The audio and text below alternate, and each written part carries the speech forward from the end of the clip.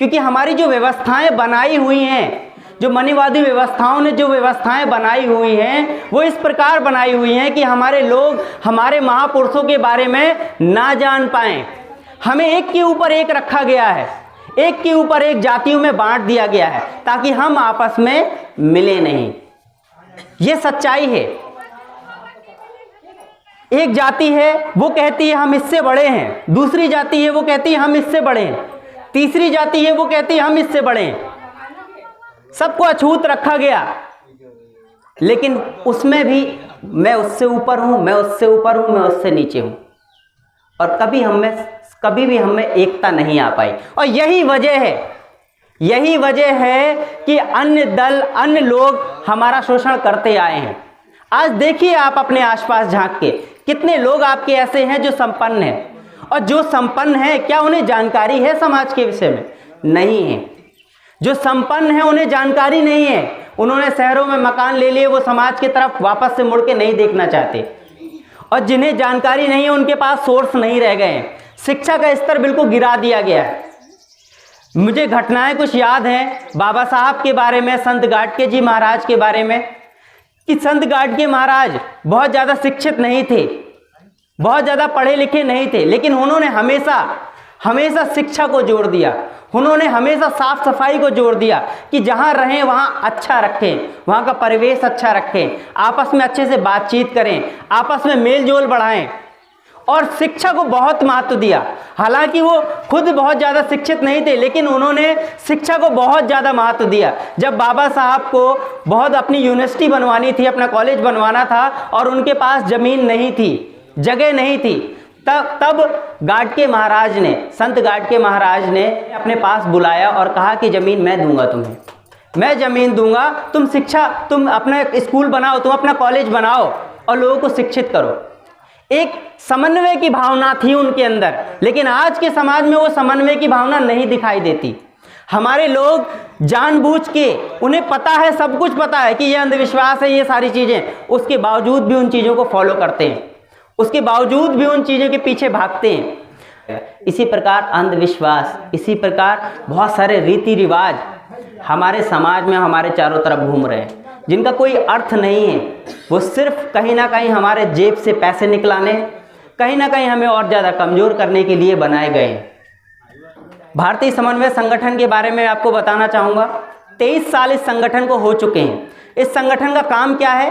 लोगों के साथ एकता बनाना, सबके साथ, ताकि हर जाति के लोग एक मिल सकें और एक बन सकें। उन्हें पता चले कि जातिवाद कितनी बड़ी समस्या है देश के अंदर, कितनी बड़ी समस्या है। अभी न्यूज़ पे चल रहा है, राजस्थान की एक न्यूज़ है, जितेंद्र पाल मेघवाल, वो केवल उसने मूछें रखी थी और वो स्टाइल से रहता था, इस वजह से उसकी हत्या कर दी गई। ये तो एक छोटी सी घटना है, अन्य तमाम ऐसी घटनाएं हजारों सालों से होती आ रही हैं। हजारों सालों से शिक्षा पे वार होता आ रहा है, हमारे हजारों सालों से हमें पीछे रखा गया है। क्यों रखा गया है? ताकि हम बड़े आदमी बन जाएंगे तो ये छोटे मोटे काम करेगा कौन? हम आप करेंगे, इसीलिए पीछे रखा गया है। क्या हम सिर्फ इसी काम के लिए बने हैं? आपको खुद सोचना पड़ेगा इस चीज के लिए। अगर आप नहीं सोचते हैं तो आप सोच लीजिए, आने वाला समय पहले वाले समय से और ज़्यादा बुरा होने वाला है। क्योंकि पहले जो शासन था अंग्रेजों का शासन था, और अंग्रेजों ने इस चीज़ को, क्यों अंग्रेजों को भगाया गया? क्यों कहा गया कि अंग्रेज भागो, ईस्ट इंडिया कंपनी वापस जाओ? क्यों कहा गया? इससे पहले तो आंदोलन नहीं हुए। मुगल भी आए भारत में, डच भी आए, फ्रांसीसी भी आए, 1200 साल तक भारत गुलाम रहा। ये इतिहास है, पढ़िए। भारत आजाद कैसे हुआ ये पढ़ने की आवश्यकता नहीं है, ये पढ़ने की आवश्यकता है कि भारत गुलाम कैसे हुआ। भारत गुलाम क्यों हुआ? क्योंकि जातियों में बटे थे लोग। केवल एक जाति, एक वर्ग को चिंता थी, क्षत्रिय वर्ग को, कि बाहर से कोई आए तो हमें उससे आक्रमण करना, उससे रक्षा करनी है।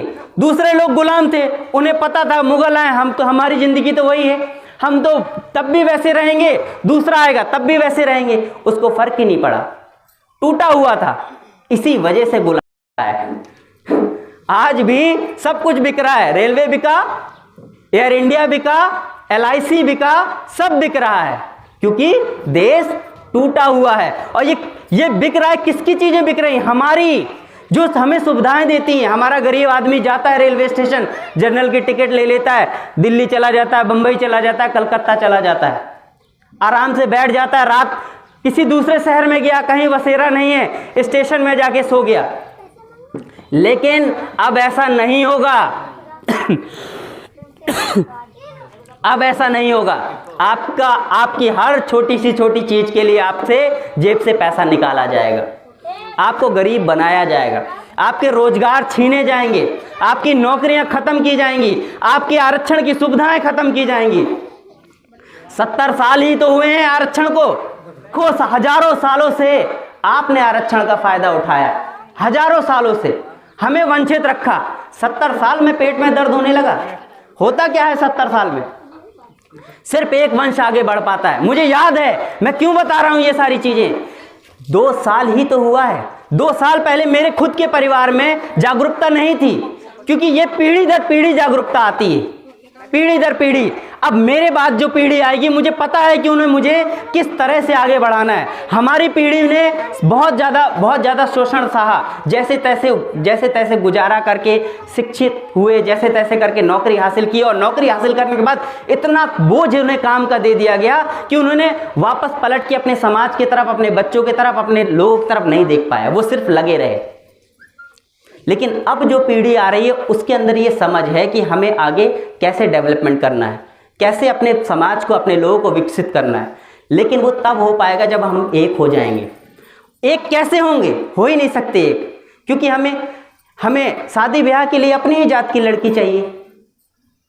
हमें 4 लोगों के साथ बैठना है तो हमें अपने जात के लोग चाहिए। हमें लड़का चाहिए, लड़की के लिए, अपने घर के लिए एक लड़का चाहिए, तो अपनी ही जात का ढूंढ रहे हैं। मतलब नहीं है कि दूसरा लड़का कैसा हो सकता है, शिक्षित है, पढ़ा लिखा है, अच्छा है, नहीं, इससे मतलब नहीं है। जात होनी चाहिए। हम खुद जातिवाद को बढ़ावा दे रहे हैं। जातिवाद कहीं और से नहीं आ रहा है। जातिवाद जिसने बना दिया, एक बार बना दिया, लेकिन अब ये जातिवाद बढ़ाने वाले हम खुद हैं। हम खुद फैला रहे हैं इसको। भारतीय समन्वय संगठन इसी चीज के ऊपर काम कर रहा है कि हम किस तरह एक हों। जहां शोषण हो रहा है लोगों का, वहां हम मिलके सामना करें, मिलके एक हो जाए। बाबा साहब ने भी इतने संघर्ष किए तो लोग साथ में थे, सारे लोग मिलके संघर्ष किए। बाबा साहब ने एक धर्म को एडॉप्ट किया। क्यों एडॉप्ट किया उस धर्म को? क्योंकि वो जानते थे कि अगर मैं बुद्धिज्म को स्वीकार करूंगा तो मेरे लोग मेरे पीछे पीछे आएंगे, बुद्धिज्म को स्वीकार करेंगे, और स्वीकार करने के बाद इस जाति व्यवस्था को खत्म किया जा सकता है, और कोई दूसरा रास्ता नहीं है। वरना होगा क्या? आप हिंदू मुस्लिम की तरह लड़ते रहेंगे, लड़वाया जाएगा, और मरेगा कौन? हम आप, और किसी का कुछ नहीं होना हमारा आपका है, क्योंकि लड़ाई किसी और से नहीं है, हमसे ही है उनकी। मैं सिर्फ इन्हीं बातों के साथ अपनी बातों को समाप्त करना चाहूँगा, क्योंकि अन्य भी हैं और मैं चाहूँगा कि सबको आप सुने।